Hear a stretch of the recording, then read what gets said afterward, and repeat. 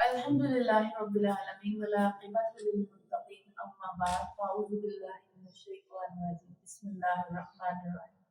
رب اشرح لی صدری ویسر لی امری واحلل عقدۃ من لسانی یفقہوا قولی۔ میں عصمت فیل کالج آف اسلام کے تحت آپ کی خدمت میں سحری ٹائم پروگرام لے کر حاضر ہوں، اور آج کا جو ہمارا ٹاپک ہوگا، آج جس ٹاپک پہ ہم گفتگو کریں گے وہ ہے لفظ صوم، یعنی صوم کو ویسے دیکھیں تو روزہ، اور اس کا ترجمہ جب ہم کریں تو رک جانا۔ تو ہم دیکھتے ہیں کہ اہل مکہ کے نزدیک صوم کا لفظ کس چیز میں استعمال ہوتا ہے، وہ اس لفظ سے اس سے نا واقف تھے، واقف سے اس بنا پر واقف ان کو تھی، وہ یہ تھی کہ ان کے پاس جو سواری کے جو ذرائع تھے، جس طرح ہمارے پاس سواری کے لیے بہت بے شمار ذرائع ہیں، تو ان کے پاس جو سورس تھی سواری کے لیے وہ تھے اونٹ اور گھوڑا۔ اب اونٹ جو تھا وہ تو ان کے ماحول، ان کی آب و ہوا سے مطابقت رکھتا تھا، یعنی بغیر کھائے پیے چلنا، اور بغیر کھائے پیے طویل سفر کرنا، اور اس کو پانی نہ میں ملے تو وہ چلتا رہے گا، اور کھانا نہ میں ملے تو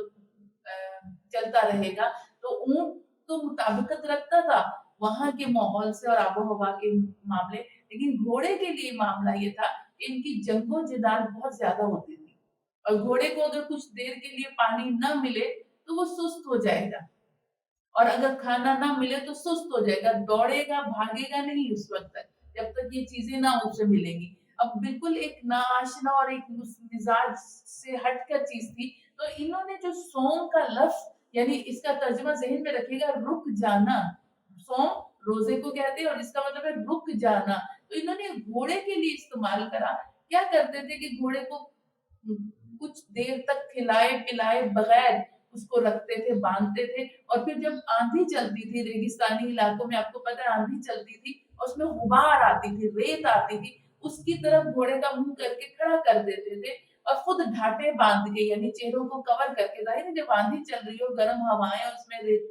ریت کے ذرے آ رہے ہوں تو وہ آپ کی آنکھوں میں، منہ میں، ناک میں جائیں گے، داخل ہوں گے کان میں، تو ڈھاٹے کپڑے کو پورا کور کر لیتے تھے اپنے منہ پر اور کھڑے ہو جاتے تھے، اور گھوڑے کو اس ماحول کے مطابق، اس میں بھاگنے دوڑنے اور جنگ کرنے کے مطابق اس کو یہ روک کے رکھتے تھے، اور اس کام کو وہ کہتے تھے صوم، یعنی رک جانا، تاکہ اب گھوڑے جو ہیں وہ اس ماحول، اس آب و ہوا سے مطابقت ان کی ہو جائے، اور جنگوں میں بھاگ دوڑ کریں، نیزہ بازی، تلوار بازی، تیر اندازی گھوڑے پر بیٹھ کے ہی کی جاتی تھی، جنگوں کی صفیں لپک لپک کے حملے کرنا، وار کرنا۔ تو یہ معاملات اہل عرب جو صوم کو جانتے تھے وہ صوم یہ والا تھا، اور رمضان کے روزے یا روزے کسی بھی طرح کے روزے کا صوم وہ کانسیپٹ نہیں تھا، اس سے ناواقفیت ان لوگوں کی تھی،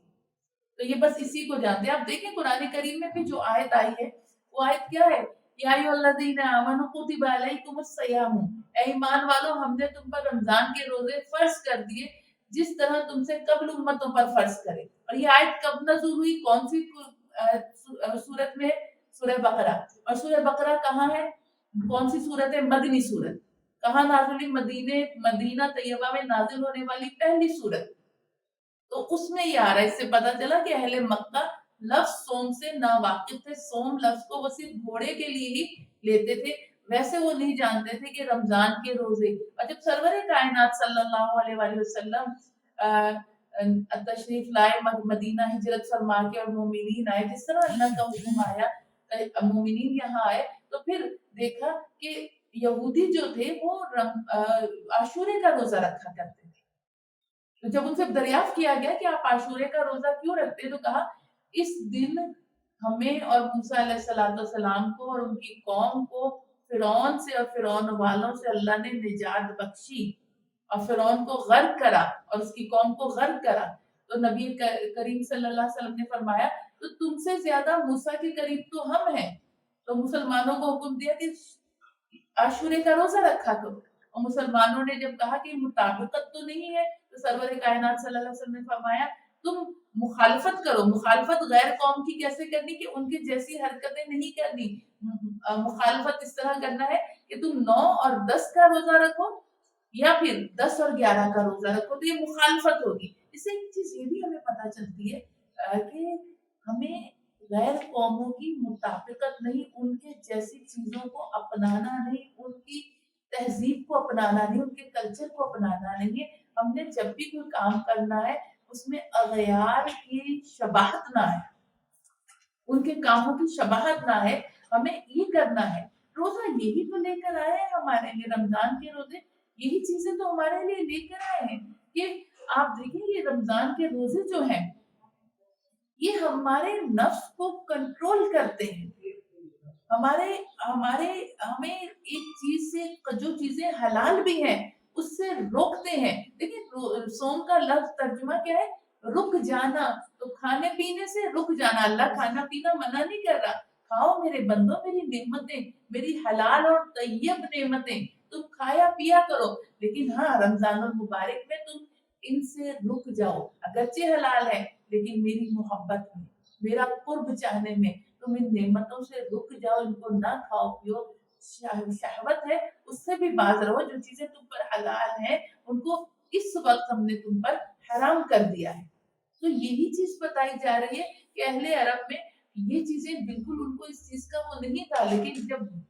मदीना तैयबा हिजरत फरमाई गई तो रमजान के रोजों को फर्ज कर। अच्छा एक चीज और भी याद रखिएगा कि हमें हज के अहकामात मिलते हैं, तो पूरे आपको पूरे मुख्तलिफ जगहों पे सूरह हज में, सूरह बकरा में और दीगर जगहों पे आपको नमाज के हुक्म मिलते हैं। आपको सूरह मायदा में भी मिलेगा, सूरह निसा में भी मिलेगा, सूरह बकरा में भी, और भी चीजों पे और भी सूरतों पे मिलेगा। लेकिन जब आप रोजे के तमाम अहकामात, रमजानुल मुबारक के रोजों के जब अहकामात आप देखते हो तो वो 7 से 8 आयत एक साथ सूरह बकरा में नाजिल हुई, एक साथ। उसमें इत्काफ के मामलात भी हैं, उसमें सहरी के मामलात भी हैं, उसमें इफ्तार के मामलात भी हैं, उसमें सब चीजों, खाने पीने के सारे मामलात, सब चीजें बता दी गई है, औकात के मामलात भी बता दिए गए हैं। और फिर आखिर में उसका फलसफा बताया गया, ये तुम पर क्यों फर्ज किया गया, लअल्लकुम तत्तकून, कि तुम परहेजगार बनो, अल्लाह से डरो। और मुखातबा किससे, या अय्युहल्लज़ीना आमनू, ऐ ईमान वालो, और फिर लअल्लकुम तत्तकून, ताकि तुम में तकवा पैदा हो, तुम डरो, तुम अपने रब को बेदेखे उससे डरो। तो ये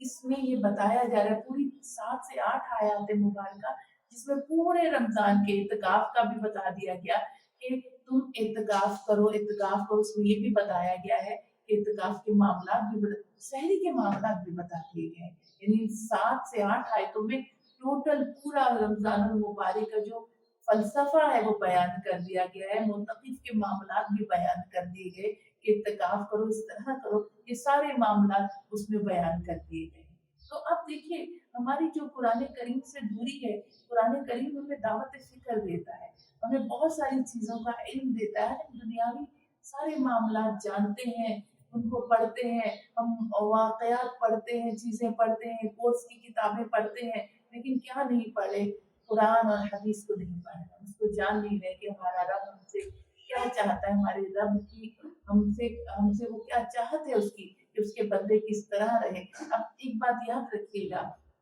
हमारी माएँ, अगर हम ये सोचें, हमारी माएँ हमसे क्या चाहती हैं, हमारी औलादें नेक काम करें,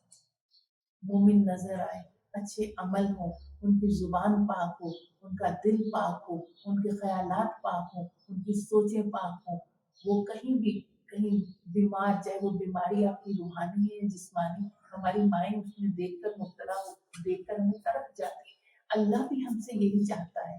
अल्लाह भी हमसे यही चाहता है कि मेरा बंदा बीमार ना हो, चाहे वो बीमारी उसकी